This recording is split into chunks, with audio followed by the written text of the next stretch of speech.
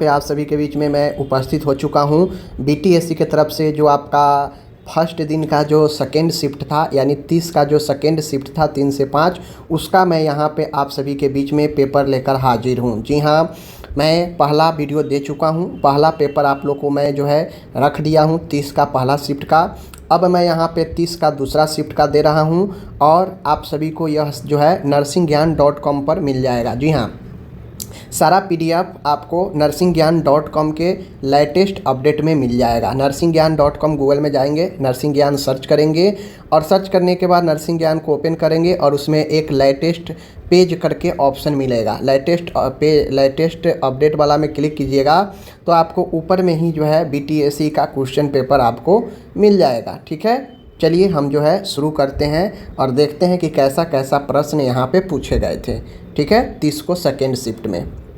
दूसरी चीज़ें, आगामी आप रेलवे की तैयारी करते हैं, किसी भी नर्सिंग की तैयारी आप कर रहे हैं कॉम्पिटिटिव एग्ज़ाम की, आपके लिए ये जितने भी 700 क्वेश्चन होंगे जो बिहार स्टाफ नर्स में पूछे गए हैं, काफ़ी ज़्यादा यूजफुल है। समझ गए, बहुत ज़्यादा, क्योंकि क्वेश्चन का लेवल जो बीटीएससी में पूछा जाता है वो आपके नॉर्सेट वगैरह लेवल का होता है। समझ गए ना। तो आप लोग अगर ये तैयारी करते हैं, किसी भी स्टेट के हैं, तो आपको बहुत फ़ायदा होगा। और यूँ कहा जाए आप एएनएम के कैंडिडेट हैं तो आपको भी ये ज़रूर देखना चाहिए, क्योंकि जीएनएम का ही जो है छोटा सा पार्ट एएनएम है। तो अगर आप इसको प्रैक्टिस करेंगे तो आपका नॉलेज और ज़्यादा बढ़ेगा और ज़्यादा कॉन्फिडेंस मिलेगा। बात समझ रहे हैं। चलिए, सबके लिए इम्पोर्टेंट है, शुरू करते हैं। आपको पता है डोमेन नॉलेज से क्वेश्चन टोटल के टोटल है। क्वेश्चन यहाँ पे क्या था कि which of these is a primary purpose of a patient record, यानी जो मरीजों का रिकॉर्ड होता है उसका प्राथमिक उद्देश्य क्या होता है। तो ऑप्शन में देखिए, इसका राइट आंसर ऑप्शन तो बहुत दिया है। Planning and supporting patient care, self tracking patient progress of illness, giving confidential information to other और obtaining financial gains for the hospital. अब आप खुद इसको जो है ऑप्शन को छाड़ सकते हैं। कैसे छाड़ सकते हैं कि आप जो है obtaining financial gain for the hospital, क्या आप पेशेंट को रिकॉर्ड इसलिए रखते हैं ताकि आप हॉस्पिटल को फाइनेंशियल जो है कुछ प्राप्त कर पाएँ उस रिकॉर्ड के बदले। ये तो गलत चीज़ें हैं, तो एक गलत हो जाएगा। Giving confidential information to other, क्या आप रिकॉर्ड इसलिए पेशेंट का रखते हैं कि आप उसके कॉन्फिडेंशियल जो भी इंफॉर्मेशन है दूसरे के साथ शेयर करें? नहीं, ये तो गलत है, तो ये भी गलत हो जाएगा। ठीक है। Self tracking patient progress of illness, patient जो है अपने सेल्फ जो है बीमारी के बारे में ट्रैक कर सकता है, जान सकता है, इसलिए आप रिकॉर्ड रखते हैं, तो ये भी गलत है। और planning and supporting patient care, यही राइट है। तो क्वेश्चन समझने वाला था। ऑप्शन जो मैंने एग्ज़ाम पहले स्टार्ट होने से पहले यही कहा था कि आपके अंदर पावर होनी चाहिए आपको ऑप्शन छांटने की। ऑप्शन आप छांट लेते हैं तो आराम से क्वेश्चन जो है यहाँ पे बना सकते हैं। देखिए ना, 4 ऑप्शन है, चारों अलग अलग है, चारों निगेटिव दिया है रिकॉर्ड के बारे में। तो पहला ही है 3 निगेटिव दिया है। पहला ही है जो रिकॉर्ड का मेन मकसद बताता है कि प्लानिंग, योजना बनाना और पेशेंट को देखभाल में सपोर्ट के लिए पेशेंट रिकॉर्ड ज़रूरी होता है। पहला ही सही है, समझ गए। आगे है, आगे देखिए, सुरक्षित खाद हैंडलिंग से संबंधित कार्य पद्धतियों के संदर्भ में निम्नलिखित में से कौन सा गलत कथन है? गलत कथन हमने स्टार्टिंग में ही बताया था कि क्वेश्चन ऐसा पूछेगा जो आपको सोचने वाला, आपके अंदर के नॉलेज को परखेगा कि कितना नॉलेज है। तो आप बताइए ना, खाद्य पदार्थों को जो हम सुरक्षित तरीके से हैंडल करके रखते हैं, तो इनमें से कौन सा कथन उसके लिए गलत होगा? ठीक है, गलत पूछ रहा है। टाइफाइड, ज्वर, तपेदिक पेचिश से पीड़ित इतिहास वाले व्यक्ति को नियोजित नहीं किया जाना चाहिए। खाद्य हैंडलिंग को व्यक्तिगत स्वच्छता, भोजन और बर्तनों के हैंडलिंग तथा कृतंत्र नियंत्रण पर शिक्षा आवश्यक है। देख लीजिए, क्षय, मधकर्णशोथ या त्वचा संक्रमण से पीड़ित व्यक्ति को भोजन या बर्तनों को हैंडल करने की अनुमति है। और खाद्य हैंडलर को नियोजन के समय पूर्ण चिकित्सा परीक्षण करवाना चाहिए।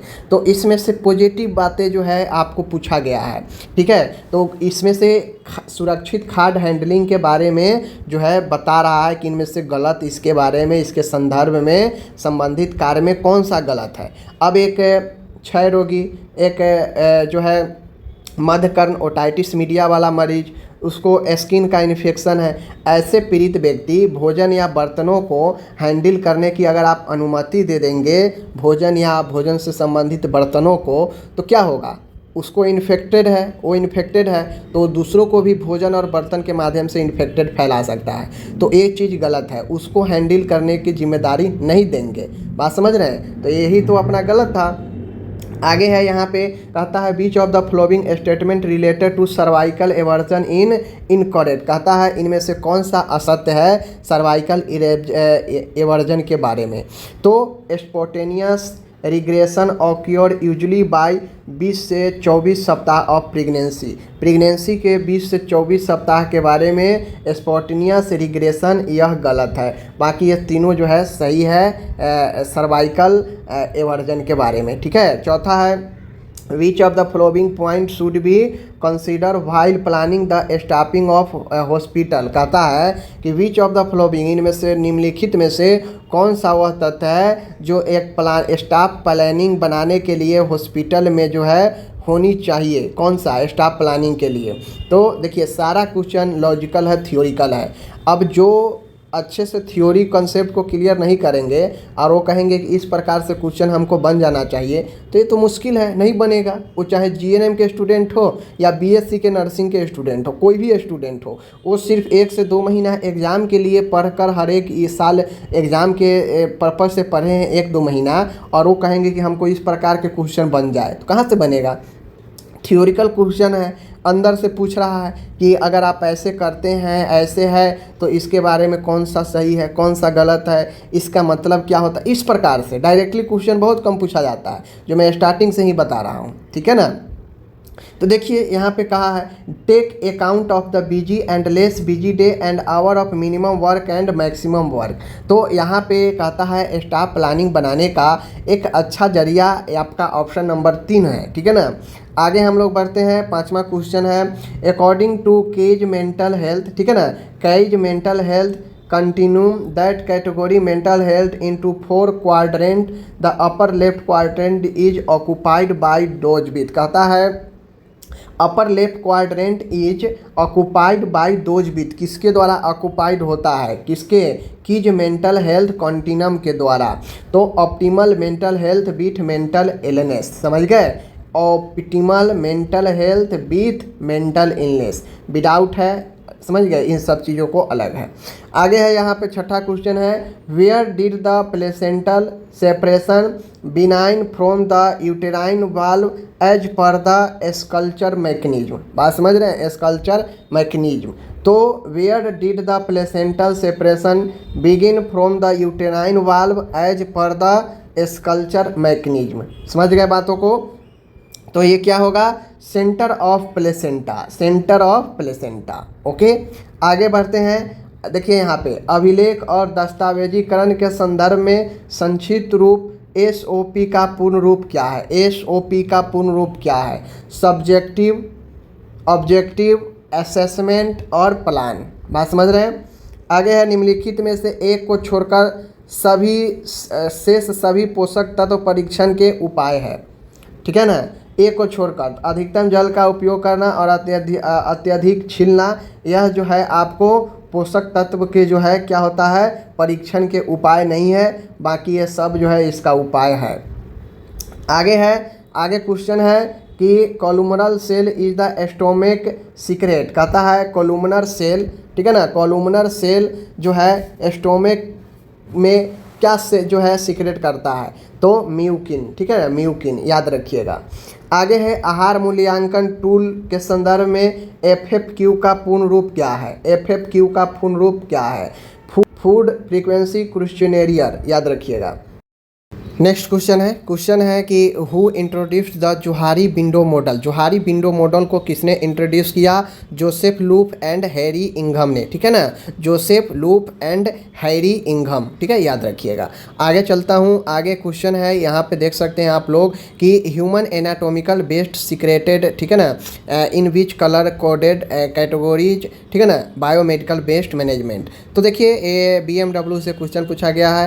फर्स्ट शिफ्ट 30 को फर्स्ट शिफ्ट में एनाटॉमिकल से रिलेटेड ही जो है बीन के बारे में पूछा था, तो वहाँ भी ए लो और यहाँ भी ए लो। ठीक है, आगे बढ़ता हूँ। आगे क्वेश्चन है when does the external rotation of a newborn usually occur in the birth process. कहता है कि एक्सटर्नल रोटेशन एक न्यू बॉर्न बेबी में होता है बर्थ प्रोसेस के दौरान। वो किसके कारण होता है? तो after the head is born but before the delivery of the shoulder. ठीक है ना, after head is born, head के जो सिर होता है उसके जन्म के बाद, लेकिन तुरंत जो है सोल्जर डिलीवरी के पहले, सोल्जर डिलीवरी से पहले हेड जो है आपका होता है, लेकिन ये किसके बाद होता है? ये आप याद रखिएगा।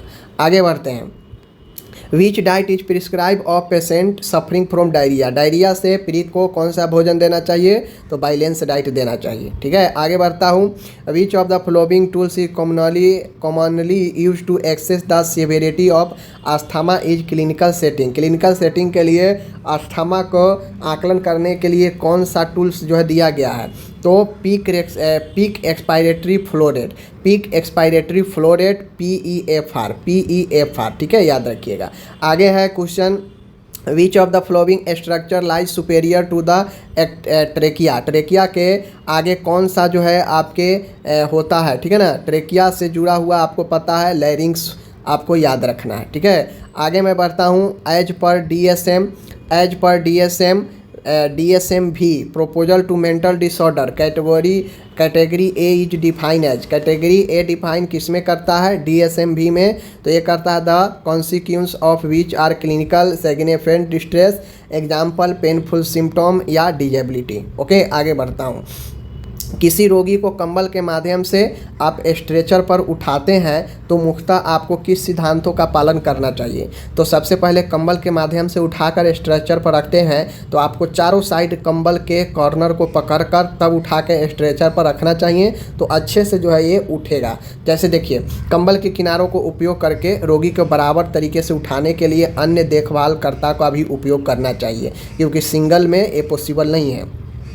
What is the induction of aversion therapy? तो एवर्जन थेरेपी होता है विरुचि थेरेपी, जहाँ पे एल्कोहल एब्यूज जो है होने पर एवर्जन थेरेपी इंडेक्शन होता है। समझ रहे हैं? आगे बढ़ता हूँ। वाट देख लीजिए, which structure prompts flexion of the body during labour. Labour के दौरान जो है कौन सा स्ट्रक्चर फ्लेक्शन को प्रमोट करता है बेबी को? ठीक है ना, तो पेल्विक फ्लोर मसल्स, चूँकि लेबर में तो ज़्यादातर महत्व पेल्विक मसल्स का ही होता है। आगे है यहाँ पे which of the following parameter help the midwife to determine the progress in the first stage labour. तो फर्स्ट स्टेज लेबर में निर्धारण के लिए सबसे महत्वपूर्ण होता है cervical effacement and cervical dilation को। समझ गए? देखना है।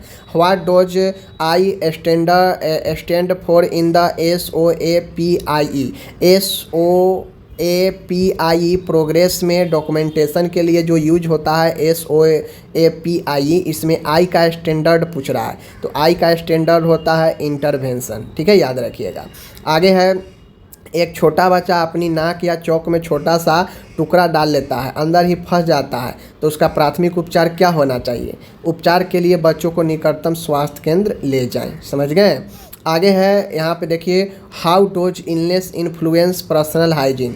आप जो है आप बीमारी में पर्सनल हाइजीन को कैसे बढ़ा सकते हैं? तो it may impair the ability to perform self care को परफॉर्म को बढ़ाकर आप जो है पर्सनल हाइजीन को इन्फ्लुएंस कर सकते हैं। Okay, all the following are common type of medication delivered via inhalation except. कहता है एक को छोड़कर सब जो है मेडिकेशन देने का इनहेलेशन के जरिए भी है, इनहेलेशन के जरिए सब मेडिसिन दे सकते हैं, एक को छोड़कर। तो देखिए, इनहेल एनेस्थेसिया भी इनहेल कराया जाता है, कॉर्टिकोस्टेरॉइड भी दिया जाता है, ब्रोंकोडिलेटर भी दिया जाता है, लेकिन इंसुलिन और ग्लूकागोन जो है अपन नहीं दिया जाता है। बात समझिए। Fatty acid linked to sugar molecule are called. कहता है फैटी एसिड जो शुगर मॉलिक्यूल के साथ लिंक है उसे क्या कहा जाता है? उसे कहा जाता है स्क्लेरोलिपिड। ठीक है ना, स्क्लेरोलिपिड, याद रखिएगा। ओके, आगे बढ़ते हैं। आगे है यहाँ पे which of the vitamin is source both from sunlight and food, यानी सूर्य और भोजन दोनों से कौन सा विटामिन है जो दोनों से मिलता है, तो विटामिन डी, ठीक है, याद रखना है। आगे है an infant whose weight fall between the 10 and 90% on intrauterine growth curve come under the classification of, ठीक है ना। तो यहाँ पे पूछता है एक बच्चा है जो इसका जो है वज़न फॉल करता है, घटता है 10 से 90 परसेंटाइल के बीच, ठीक है, यूटेराइन ग्रोथ कर्व में कम अंडर या किस क्लासिफिकेशन के अंदर आएगा, appropriate for gestational age infant, समझ गए। आगे है मस्तिष्क के निम्नलिखित विकारों में से कौन सा विकार शरीर ताप नियामक अनुक्रिया को प्रभावित करता है, ठीक है, हाइपोथैलेमिक ब्रेन इंजरी। अगर ब्रेन इंजरी होता है हाइपोथैलेमिक तो यह आपको शरीर के ताप अनुक्रिया को प्रभावित करता है, क्योंकि आपके बॉडी का जो तापमान है वो रेगुलेट सही से नहीं हो पाएगा। आगे है स्वास्थ्य शिक्षा का निम्नलिखित में से कौन सा सिद्धांत प्रत्येक व्यक्ति में अधिगम की मौलिक इच्छा जागृत करने पर बल देता है। तो आप जो है मोटिवेशन के जरिए स्वास्थ्य शिक्षा का एक ऐसा सिद्धांत मोटिवेशन है जिसमें इच्छा जागृत होती है। जब लोग प्रेरित होता है किसी चीज़ से तो उसे में इच्छा जागृत ही होता है, तो मोटिवेशन के जरिए होता है। आगे है यहाँ पे what is the type of abortion where in a foetus in dead but retained inside the uterus for a variable period. कहता है वह किस प्रकार के जो है आपका एवर्सन है जहाँ पे बच्चा भ्रूण डेड कर गया है, लेकिन डेड करने के बाद जो उसके अंदर जो कुछ चीज़ें हैं वो यूट्रस के अंदर ही जो है रह चुका है, तो उससे हम लोग कहते हैं मिस्ड एवर्सन। जहाँ पे बच्चा तो डेड कर जाता है, बाहर निकल जाता है, लेकिन उसका कुछ अंश जो है आपके अंदर ही यूट्रस में ही रह जाता है, उसे मिस्ड बोलते हैं, यानी मिस्ड गर्भपात, समझ गए। आगे है निम्नलिखित में से कौन सा जीवाणु जनित रोग संदूषित जल के सेवन से होता है, समझ गए। मतलब संदूषित और जीवाणु पूछ रहा है, समझ गए ना। तो देखिए टिटनस तो होगा नहीं, ट्रैकोमा तो होगा नहीं, और ट्यूबरकुलोसिस तो होगा नहीं। तो जल जनित और दूषित जल भोजन से तो यही टाइफाइड ही होता है, पता होना चाहिए। आगे है यहाँ पे a nurse perform four pelvic grip on a antenatal women in her third trimester to determine the.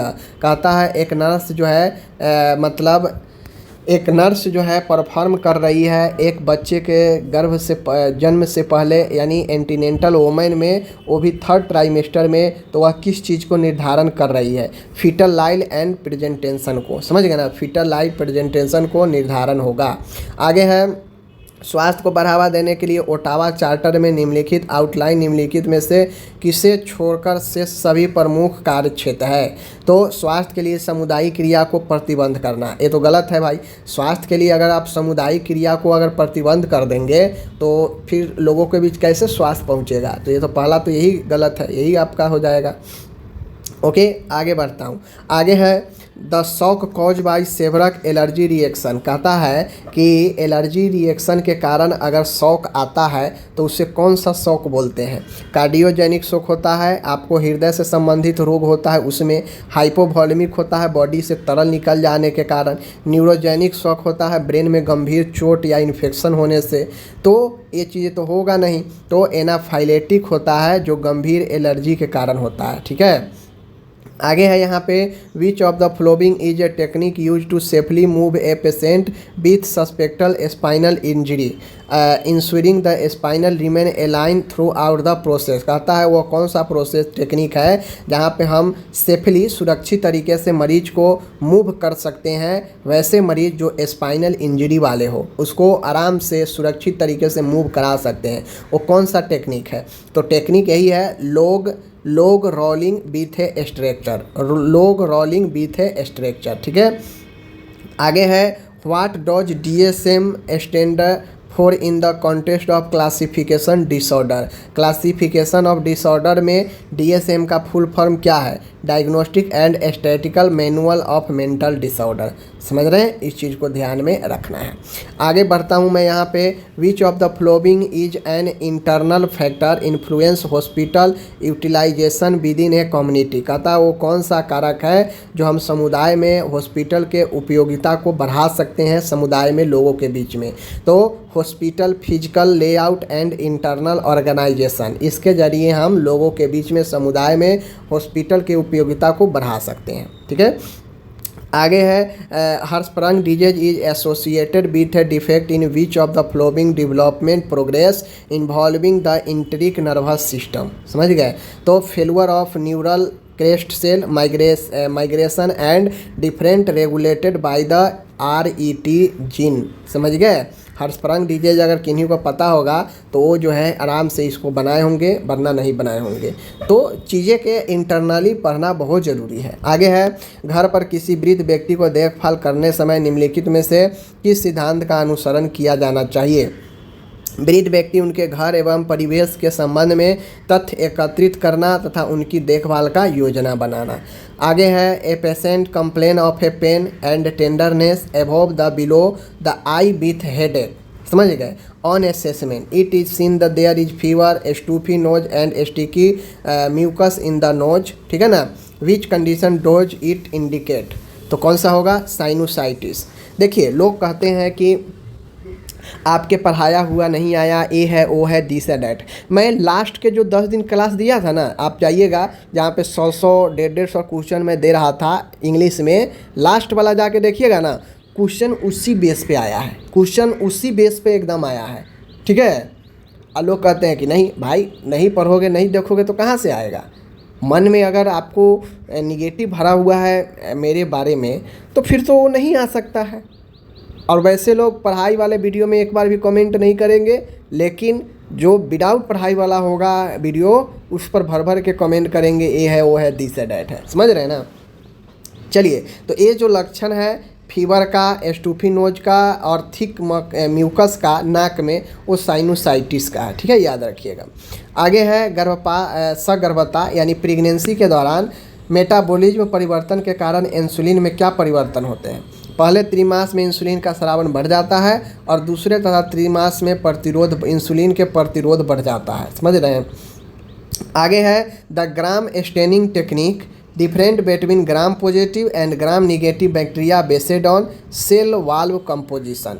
ये जो ग्राम निगेटिव और ग्राम पॉजिटिव का जो निर्धारण होता है एक कोशिका भित्ति के कंपोजिशन पर होता है। समझ रहे हैं। आगे है नर्सिंग पेशे की कौन सी विशेषता पेशेवर निर्णय और अपने कार्य में स्वतंत्र निर्णय लेने की स्वतंत्रता देती है। तो ये होता है स्वायत्ता, ऑटोनॉमी। समझ गए। इसके जरिए जो नर्सिंग पेशा होता है वहाँ पे स्वयं के पेशेवर निर्णय लेने और कार्य करने की स्वतंत्रता देता है। समझ गए। आगे बढ़ते हैं। प्रतिष्ठा होता नहीं है। आगे है उलबिए यानी एमनियोटिक फ्लूइड तरल में जल डैश संपूर्ण रूप से प्रतिस्थापित हो जाता है हर 3 घंटे पर। समझ गए। आगे है यहाँ पे देखिए, a patient subject to an elective surgery is ready to be shifted to operation theatre. समझ गए।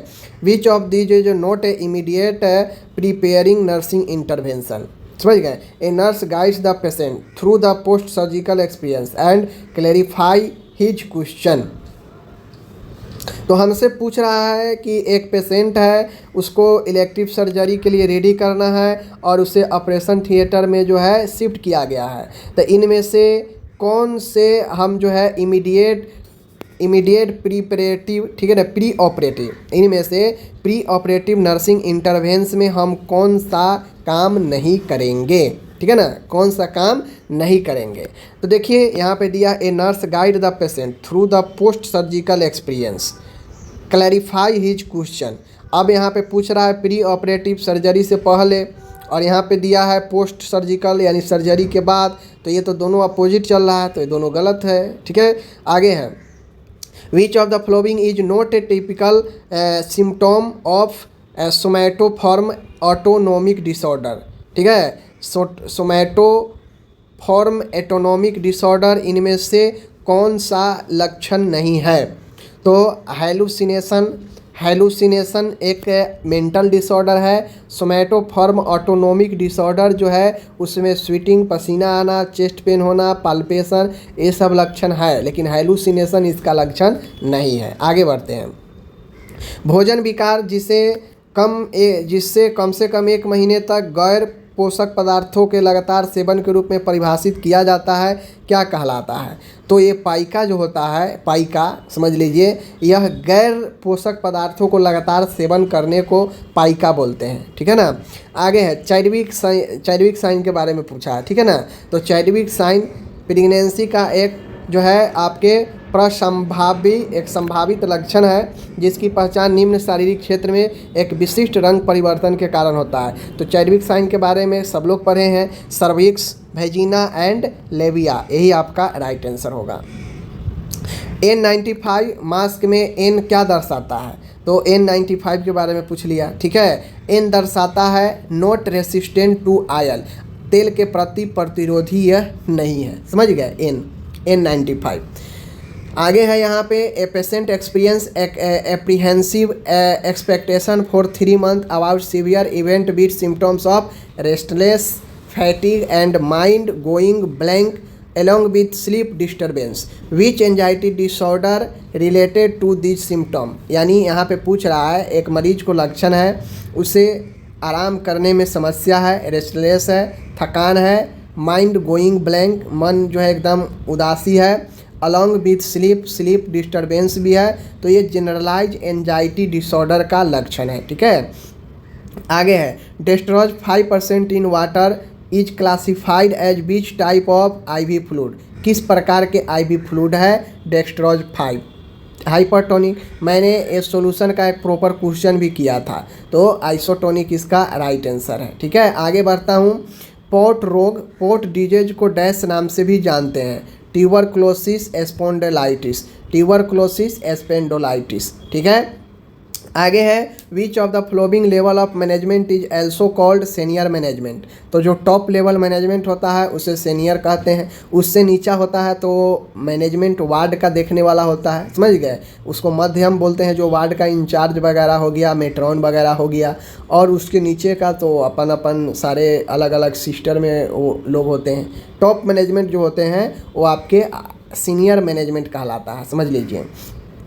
आगे है यहाँ पे देख लीजिए, which type of audit takes place by using record maintain by nurse of the care patient for their managerial work. कहता है कि किस प्रकार के ऑडिट में जहाँ पे नर्सिंग रिकॉर्ड है, जहाँ पे नर्स रिकॉर्ड रखी है, और रिकॉर्ड को लिया जाता है मैनेजरियल वर्क के लिए। तो ये ऑडिट होता है रेट्रोस्पेक्टिव ऑडिट। कौन सा? रेट्रोस्पेक्टिव ऑडिट होता है। समझ गए? आगे यहाँ पे देखिए, आगे क्या है कि the surgical procedure that involve blocking a sealing of the fallopian tube to prevent the passage of egg is tubal ligation. जहाँ पे क्या होता है, आपको पता है कि सर्जिकल प्रोसेस में जो ट्यूब होता है उसको बांध दिया जाता है। समझ गए? उसको बांध दिया जाता है, अंडे को पास न करने के लिए इसे बांध दिया जाता है, तो उसे ट्यूबल लिगेशन बोलते हैं। क्या बोलते हैं? ट्यूबल लिगेशन बोलते हैं। आगे है which generation does the hepatitis B vaccine belong to. मतलब कौन सा जनरेशन से हेपेटाइटिस बी वैक्सीन बिलोंग करता है? तो सेकेंड जनरेशन से। ठीक है। आगे बढ़ता हूँ। निम्नलिखित में से कौन सा पीलिया रोग पैथोलॉजिकल जॉन्डिस का विशिष्ट लक्षण है? तो पैथोलॉजिकल जॉन्डिस का विशिष्ट लक्षण ये है कि कुल सीरम बिलिरुबिन का स्तर अगर 15 mg प्रति DL से अधिक होता है तो यह पैथोलॉजिकल जॉन्डिस का उदाहरण होता है। 15, 16, 17, 18 जो भी अगर दिया रहता, 15 से ज़्यादा में तो ये सब आ जाएगा ना, वही चीज़ें हैं। ठीक है। आगे बढ़ता हूँ। Which of the following epidemiological measurement is related to mortality. ठीक है ना। कहता है मोर्टालिटी को मापने का सबसे अच्छा इकाई क्या है एपिडेमियोलॉजी में? तो केस फैटिलिटी रेट इसका राइट आंसर होगा। आगे है what is the incubation period of measles का इंक्यूबेशन पीरियड पूछा है। अब देखिए मैं क्यों बोलता हूँ कि आप लोग को इसको ध्यान में देना। नॉर्मली 7 से 14 दिन आप लोग को लिखा होगा कहीं कहीं, लेकिन यहाँ पे देखिए 7 से 14 वाला किसके अंदर में आएगा, 5 से 8 दिन गलत, ठीक है, 5 से 8 गलत हो जाएगा, 22 से 27 ये भी गलत हो जाएगा, 1 से 4 ये भी गलत हो जाएगा, तो ये 7 से 14 इसके बीच में ही आएगा, तो यही अपन राइट आंसर होगा। समझ रहे बात को। चलिए आगे है, स्मार्ट सिद्धांत का उपयोग करके लक्ष्य और उद्देश्य निर्धारित करने के लिए एस का अर्थ क्या है, तो एस का अर्थ इसमें से क्या है, स्पेसिफिक, ठीक है। आगे बढ़ता हूँ, वैध और विश्वसनीय अनुसंधान अध्ययनों से प्राप्त वह सर्वोत्तम अभ्यास जो स्वास्थ्य देखभाल स्थलों, रोगी की वरीयता और मूल्यों तथा नैदानिक निर्णय पर विचार करता है, क्या कहलाता है, एविडेंस बेस्ड प्रैक्टिस, यानी साक्ष्य आधारित अभ्यास। समझ रहे हैं। आगे है, which of the following mood stabiliser require regular serum level monitoring to prevent toxicity, तो ये लिथियम जो होता है ये काफ़ी ज़्यादा आपको टॉक्सिसिटी प्रभावित करता है, इसलिए कंटिन्यू लिथियम का ब्लड में लेवल मॉनिटरिंग जरूरी होता है। समझ गए, यह मूड स्टेबलाइजर ड्रग होता है लिथियम। आगे है, which of the following is primary benefit of using electronic health record EHR in patient care, enhance communication and continuity of care among health care provider. समझ गए।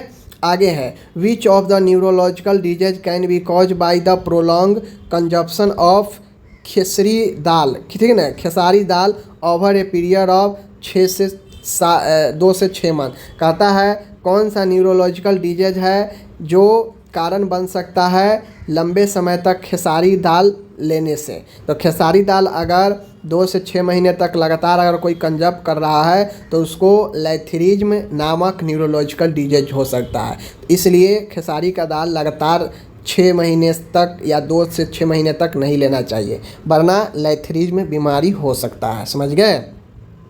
अब देखिए इस क्वेश्चन में कुछ था, आयोडीन डिफिशियंसी, गलत, आयोडीन की कमी से होता है। उसके बाद विटामिन ए डिफिशियंसी के कारण होगा नहीं, ठीक है, यहाँ पे बीमारी पूछ रहा है तो, और ये इंडेमिक फ्लोरोसिस ये भी नहीं होता, तो तीसरा छांटने वाला आराम से क्वेश्चन को छांट लेगा। टीकाकरण कार्यक्रम इम्यूनाइजेशन प्रोग्राम एक उदाहरण है किसका, तो ये प्राइमरी प्रिवेंशन का उदाहरण है, जहाँ पे बीमारियों से बचने के लिए पहले ही टीका दिया जाता है, तो ये प्राथमिक में आएगा, ठीक है। Which of the following vitamin has relative high RDA, देखिए ये जो क्वेश्चन है 67 नंबर का जो क्वेश्चन है, इसमें डाउट है, चूँकि ये जो डाउट वाला क्वेश्चन है, देख लीजिए ये जो डाउट वाला क्वेश्चन है, मैं बता दूं यहाँ पे, ये डाउट वाला आंसर यहाँ पे आयोग ने C दिया है, यानी विटामिन C दिया है, जबकि मैं बता दूं कि यहाँ पे पूछ क्या रहा है, हाई RDA पूछ रहा है, ठीक है ना। रिकमेंडेड डाइटरी अलाउंस हाई पूछ रहा है, तो देखिए होता तो वैसे विटामिन A, D, C और विटामिन E ये सब लगभग सारे विटामिन लगभग होता है, लेकिन यहाँ पे हाई पूछ जो रहा है, तो ये हाई का मतलब विटामिन A होना चाहिए, उसके बाद विटामिन D होना चाहिए, लेकिन ना ए आंसर दिया है ना D आंसर दिया है, सीधा विटामिन C आंसर दिया है, जो कि एक गलत है, ये नहीं होना चाहिए। अब ये क्या सोच के आंसर दिए हैं पता नहीं, लेकिन ये आंसर कतई विटामिन C आंसर कतई नहीं होगा, एक गलत आंसर है, और विटामिन या तो A होता या तो D होता, दोनों में से कोई, चूँकि विटामिन A और विटामिन D सबसे ज़्यादा रिकमेंडेड होता है, दैनिक जीवन में डाइटरी में उपलब्ध होना चाहिए। समझ गए, दैनिक जीवन के लिए, तो ये ना A दिया है ना D दिया है, विटामिन C दिया है, तो ये तो पूर्णतः जो है, अब कैसे वो बेचारा दिया वो तो वही समझेगा, ठीक है ना। तो इन जो है इस चीज़ को समझना है। आगे है यहाँ पे देखिए, a patient should receive A intramuscular injection at what angle should the nurse insert the, हाँ एक चीज़ मैं और बता देता हूँ, यहाँ पे देख लीजिए, होता विटामिन C भी है, RDA में विटामिन C भी होता है, विटामिन A भी होता है, विटामिन D भी होता है, लेकिन क्वेश्चन में पूछ रहा है हाई RDA, तो हाई RDA का मतलब या तो विटामिन A उसको आंसर देना चाहिए या तो D देना चाहिए, बात समझ लीजिए, लेकिन ना A दिया है आंसर ना D दिया है, सीधा C दे दिया है, जो कि गलत है।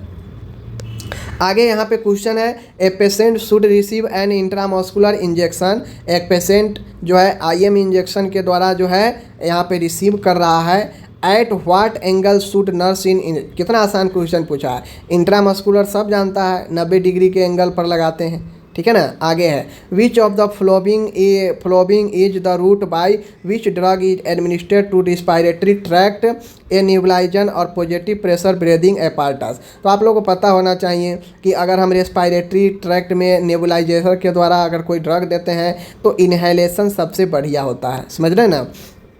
आगे है in a patient with Hashimoto thyroiditis a diagnostic test is likely to reveal, किसके द्वारा रिवील होगा, positive for thyroid peroxidase antibodies, समझ गए।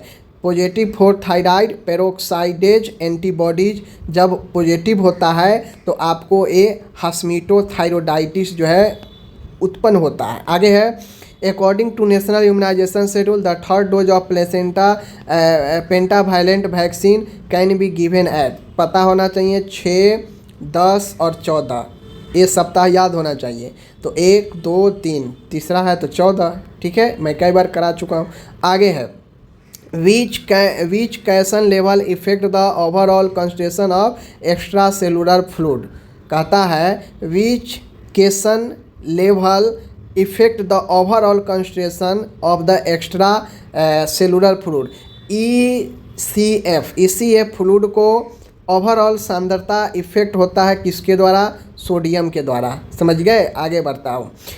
आगे यहाँ पे है formulating family health and nursing care plan comes under which phase of nursing process, कहता है यहाँ पे कि नर्सिंग केयर प्लान जो है family health and nursing care plan पर हम फार्मुलेटिंग तैयार करते हैं, यह किस नर्सिंग फेज के अंदर आता है, तो प्लानिंग फेज। और प्लानिंग फेज कहाँ पे होता है, जहाँ पे हम फार्मूला सेट करते हैं, नर्सिंग केयर प्लान बनाते हैं, तो ये प्लानिंग फेज में ही होता है ना। और ये तीसरा फेज होता है, कौन सा फेज होता है, तीसरा फेज होता है, ठीक है। आगे बढ़ता हूँ। आगे है यहाँ पे all of the following are the primary vitamin K dependent clotting factor produce liver except, कहता है यहाँ पे कि all of the following the primary vitamin K, कहता है सब प्राइमरी के पर डिपेंडेंट है जो क्लॉटिंग फैक्टर है जो लीवर के द्वारा प्रोड्यूस भी किया जाता है, लेकिन एक को छोड़कर, तो विटामिन फैक्टर 11 को छोड़कर इनमें से चाहे वो फैक्टर 7 हो, फैक्टर 10 हो या फैक्टर 2 हो, सब के सब जो है के द्वारा के पर डिपेंडेंट होता है, जो लीवर के द्वारा प्रोड्यूस होता है, सब के जो है इस पर डिपेंडेंट है सिवाय फैक्टर 11 के, ठीक है। आगे बढ़ता हूँ। 13 साल के बच्चे हैं, उसको अस्थमा हो रखा है, बात समझ रहे हैं, और वह हॉस्पिटल में भर्ती है। विच दीज नर्सिंग मतलब वह कौन सा नर्सिंग इंटरवेंशन होगा जो रिस्पायरेटरी डिस्ट्रेस को कम करेगा बच्चे में। Provide sitting position support with pillow, समझ गए, इस चीज़ों को ध्यान में रखना है। आगे है आईसीयू के डिज़ाइन के संबंध में निम्नलिखित में कौन सा कथन गलत है। तो आईसीयू के डिज़ाइन में आईसीयू को आपातकालीन कक्ष और ऑपरेशन कक्ष से दूर होना चाहिए, तो एक गलत है। आईसीयू जो होता है वह इमरजेंसी और ऑपरेशन कक्ष के निकट होना चाहिए, उल्टे कह रहा है, समझ रहे हैं बात को। तो आईसीयू के डिज़ाइन के संबंध में निम्नलिखित में से कौन सा कथन गलत है, तो आईसीयू इमरजेंसी और ऑपरेशन कक्ष के नज़दीक होना चाहिए, ना कि दूर होना चाहिए, बात समझ रहे हैं ना। देखिए यहाँ पे आईसीयू दिव्यांग रोगी कर्मचारियों उपकरणों के अभिगम होना चाहिए, बिल्कुल होना चाहिए। आईसीयू में उचित वेंटिलेशन और ताप नियंत्रण होना चाहिए, बिल्कुल। आईसीयू में सुरक्षा सुविधा होनी चाहिए, जैसे अग्निरोध सामग्री, हाँ सारा कुछ होनी चाहिए। आगे बढ़ते हैं। यूज ऑफ द टेक्निकल, ठीक है ना, जार्गोन या language jargon during the communication process is a example of which category barrier in communication. तो यहाँ पे कम्युनिकेशन से क्वेश्चन पूछ रहा है बैरियर से, तो एक प्रकार से सीमेटिंग बैरियर है। बैरियर मतलब जो कम्युनिकेशन में बाधा उत्पन्न करता हो, तो ये एक प्रकार के लैंग्वेज है जो बाधा उत्पन्न करता है कम्युनिकेशन में, वो सीमेटिक होता है, ठीक है, याद रखिएगा। आगे है the primary AIIMS of nursing practice include all of the flowing, कहता है प्राथमिक नर्सिंग प्रैक्टिस का प्राथमिक उद्देश्य इनमें से कौन सा है, एक को छोड़कर, ठीक है। Functioning independent to diagnose and prescribe without collaboration. कभी भी नर्सिंग प्रैक्टिस में एक चीज़ को ध्यान देना चाहिए कि कभी भी आप जो है इंडिपेंडेंट होकर आप कोई भी काम नहीं करते हैं। आप कोई भी निदान या कुछ भी प्रिस्क्राइब करेंगे, आप खुद से इंडिपेंडेंट रूप से नहीं कर सकते हैं। आप डॉक्टर से, अपने सीनियर से आप सलाह लेकर पूछकर ही जो है आप कुछ भी प्रिस्क्राइब करेंगे या डायग्नोस्टिक करेंगे, समझ गए। आप डॉक्टर नहीं है, इन बातों को हमेशा ख्याल रखना चाहिए। आगे है, which of the following in appropriate advice by a nurse caring for a patient with total hip replacement. एक पेशेंट जिसको टोटल हिप रिप्लेसमेंट हो रखा है तो उसको नर्स जो है देखभाल दे रही है, तो उसको नर्स क्या सलाह देगी? Keep the legs always adduct soon after surgery. यानी एक नर्स को ये कहना चाहिए कि हमेशा पैर को अपने लेग के जो है एडक्ट करके रखना चाहिए सर्जरी के जितना जल्दी हो सके, ठीक है ना। Which of the following food should be specifically increase. Question है, which of the following food should be specifically increase while planning a balance diet for adolescent girl. Adolescent girl में हम डाइट प्लान बना रहे हैं, तो adolescent girl के लिए कौन सा डाइट में ज़्यादा जो है हम लोग क्या करेंगे, बढ़ा कर देंगे कौन सा आहार को? तो आयरन एंड कैल्शियम, क्योंकि एडोलेसेंट में किशोरावस्था में होता यह है कि बॉडी में मांस और हड्डी का काफ़ी ज़्यादा वृद्धि होता है, तो यहाँ पे आयरन और कैल्शियम की बहुत ज़्यादा ज़रूरी पड़ता है, तो इसको बढ़ाकर देना चाहिए। आगे है, मास्लो के आवश्यकता के अनुसार समानों स्टीम नीड्स का एक उदाहरण है। तो समान की आवश्यकता मतलब खुद को समान मिले, यह जो है एक उदाहरण है, यह एक प्रकार का उपलब्धि का उदाहरण है। जैसे हमको अगर समान मिल रहा है तो ये क्या है, एक प्रकार से हमको उपलब्धि है मेरे लिए कि हमको कोई सामान दे रहा है, सामान के भाव से बुला रहा है, समझ रहे हैं ना। रिश्ते, निद्रा, सेक्स, ये सब के सब गलत है, ये सब के सब गलत है। आगे यहाँ पे क्वेश्चन है, the first request for any planned effort to develop health care service in the community. कहता है समुदाय में हम जो स्वास्थ्य देखभाल देते हैं तो उसमें पहला जो प्लान करने का जो इफेक्ट होता है वो क्या होता है? Assess the health status and the health problem of community. यानी जो भी हम हेल्थ केयर डेवलप देते हैं, प्लान तैयार करते हैं, तो सबसे प्लान तैयार करने का जो आधार होता है कि हम स्वास्थ्य के जो स्टेटस है उसको आकलन करते हैं और प्रॉब्लम बेस हम जो है अपना प्लान बनाते हैं, ठीक है। आगे है, which of the nutritional status assessment is design to estimate usual eating pattern. कहता है यहाँ पे कि which of the nutritional status, कौन सा जो है आपका पोषणीय आपका स्टेटस का आकलन करेंगे किसके द्वारा, जिसमें हम जो है एस्टिमेट यूजुअली ईटिंग पैटर्न जो हम लोग बनाते हैं किसके ज़रिए हम इसका असेसमेंट करेंगे। तो अभी ऊपर हम लोग फुल फॉर्म देखे हैं, FFQ फूड फ्रीक्वेंसी क्वेश्चनेरियर के ज़रिए हम जो है ईटिंग पैटर्न, ईटिंग से रिलेटेड चीज़ों जो है प्लान करते हैं। आगे है, which of the following is a characteristic of setting standard of nursing care. Nursing care यहाँ पे देखिए क्वेश्चन पूछ रहा है कि which of the following is a characteristic of setting standard of nursing care. First shift में भी ये क्वेश्चन पूछा गया था, समझ गए ना। तो नर्सिंग केयर में जो सेटिंग होता है नर्सिंग देखभाल में, उसके विशेषता कौन सा है, मानक तैयार करने का विशेषता क्या है? ब्रॉड, विस्तृत। देखिए यहाँ पे ब्रॉड भी होना चाहिए, यहाँ पे विस्तृत, चूँकि नर्सिंग केयर जो हम लोग का विशेषता है सेटिंग में, वो उसमें विस्तृत भी होनी चाहिए, समझ गए। अनरिवेल, ये अविश्वसनीय, गलत है।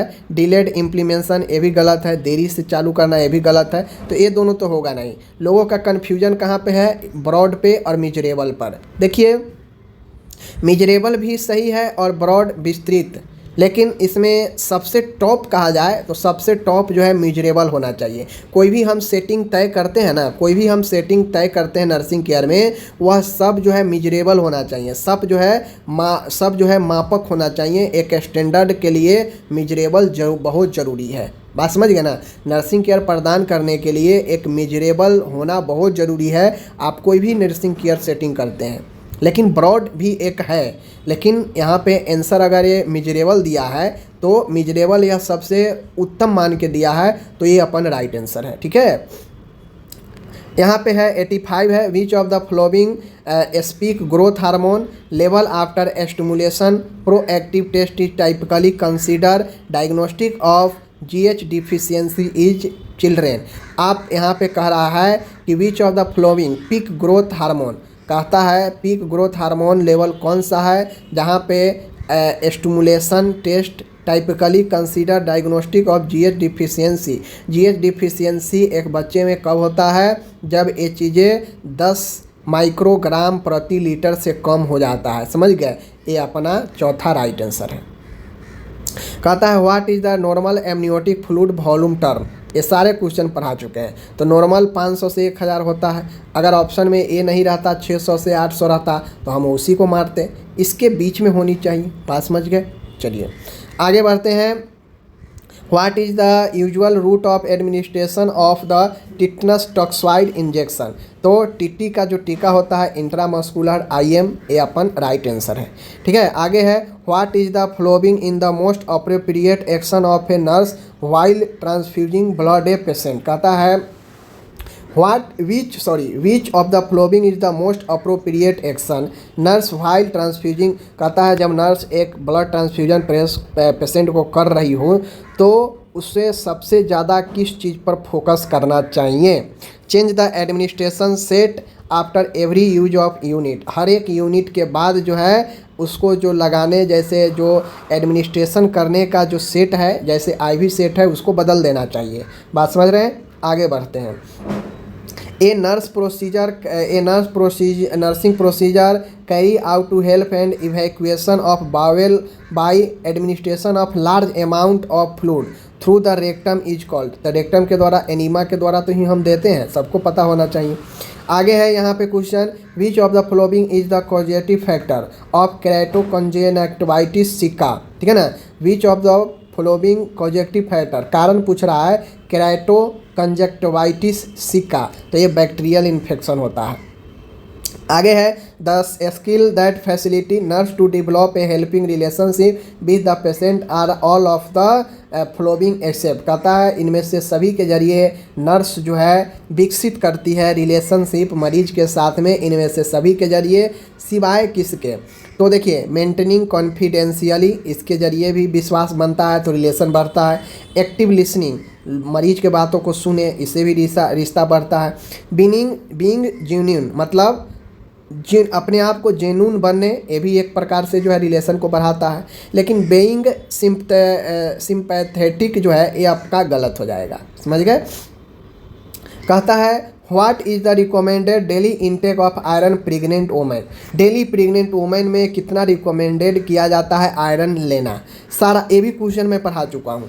अब मैं इसको रेंज बताया था कि इतना से इतना तक आएगा तो आप टिक मारिएगा। तो जो लोग पढ़े हैं मेरे क्वेश्चन का, ये 100 क्वेश्चन देखने के बाद यही पता चलता है कि डायरेक्टली क्वेश्चन जो मेरे को फॉलो किए हैं स्टार्टिंग में 50 से 60 क्वेश्चन डायरेक्टली वो बड़ी आसानी से बना सकते थे। 50 से 60, इतना तो कहीं और से बैच खरीदने के बाद आ भी नहीं रहा है, मैं देख रहा हूँ। 50 से 60 तो डायरेक्टली बना देते। अगर शुरू से मुझसे जो थ्योरी और MCQ का जो है मुझसे जुड़े हुए थे वो डायरेक्टली बना देते। सारा ये सब क्वेश्चन पूछा गया था। आगे है कि विच टाइप ऑफ देख लीजिए decontamination in primary focus on reducing of the number microorganism in living tissue such as skins. कहता है एंटीसेप्सिस।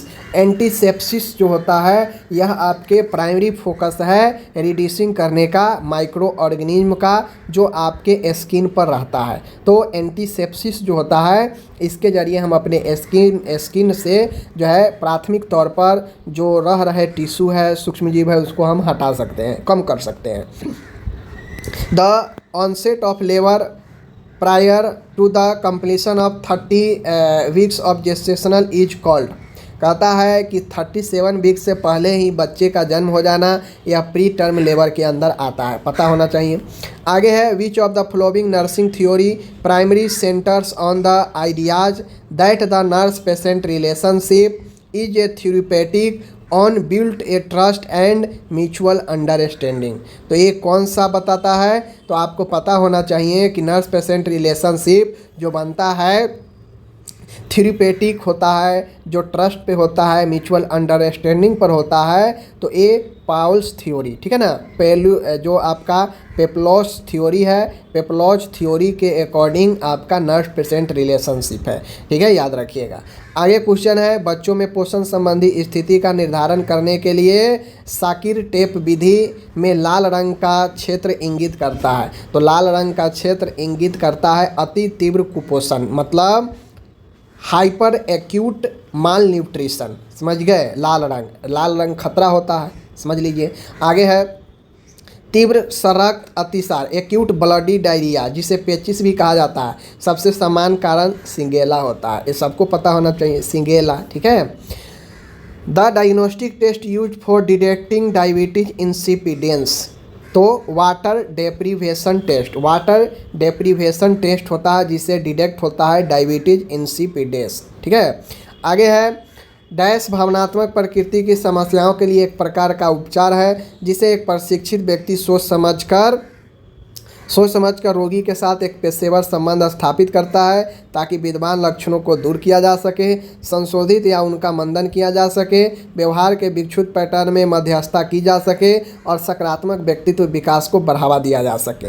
अब यहाँ पे सारा क्वेश्चन का एक ही निचोड़ है कि यहाँ पे उपचार के लिए नहीं कहा गया है, यहाँ पे ट्रीटमेंट के लिए नहीं कहा गया, यहाँ पे सिर्फ जो है बेहतर बनाने के लिए कहा गया है। तो मानसिक चिकित्सा में मरीज को जो मानसिक रोग से पीड़ित है उसे कम करने के लिए, उसके व्यवहार में परिवर्तन करने के लिए, उसके थेरेपी देने के लिए जो चिकित्सा होते हैं उसे साइकोथेरेपी कहते हैं, मन चिकित्सा। तो यही पहला होगा, ठीक है, इन चीज़ों को ध्यान में रखना है। नेक्स्ट क्वेश्चन है 100वां नंबर का, जब आप होल्टर मॉनिटर पहनते हैं तो आपको निम्नलिखित में से किससे बचना चाहिए। तो जब आप होल्टर मॉनिटर पहनते हैं तो आपको डिवाइस के जल में डूबने से आपको बचना चाहिए, क्योंकि ये डिवाइस जल में डूबने से ख़राब हो सकता है। बात समझ रहे हैं। तो इस प्रकार से आपको जो है ध्यान में 100 क्वेश्चन मैंने आपको करा दिया, और ये 100 क्वेश्चन कराने के बाद मुझे यही पता चला कि लगभग 50 से 60 क्वेश्चन मेरे द्वारा जो पढ़ाया था इनडायरेक्टली या डायरेक्टली आया है। जो हाँ, ये मैं ज़रूर कहता हूँ, जो स्टार्टिंग से लेकर लास्ट तक 75-76 वीडियो में MCQ का दिया, 50 से 55 वीडियो में थ्योरी का दिया था, 2-3 क्वेश्चन तो डायरेक्टली मैं लास्ट वाला जो इम्यूनाइजेशन से दिया था, इम्यूनाइजेशन शेड्यूल का, वहाँ से आ गया है। तो जो शुरू से लेकर लास्ट तक बने थे 50 से 60 क्वेश्चन आराम से आया है, और कुछ अपने स्किल से बना लिए होंगे, 60-70 हो गया, उनका जय जय है, कोई दिक्कत नहीं है। बात समझ गए। कोई भी कंपटीशन में 100% किसी भी टीचर या किसी भी क्लास से नहीं आता है। अगर यहाँ पे 50-60 भी आ गया तो काफ़ी ज़बरदस्त था। बात समझ रहे हैं ना, 50-60 का मतलब नौकरी। तो ये चीज़ें था। बाकी चलिए मिलते हैं अगले वीडियो में। धन्यवाद।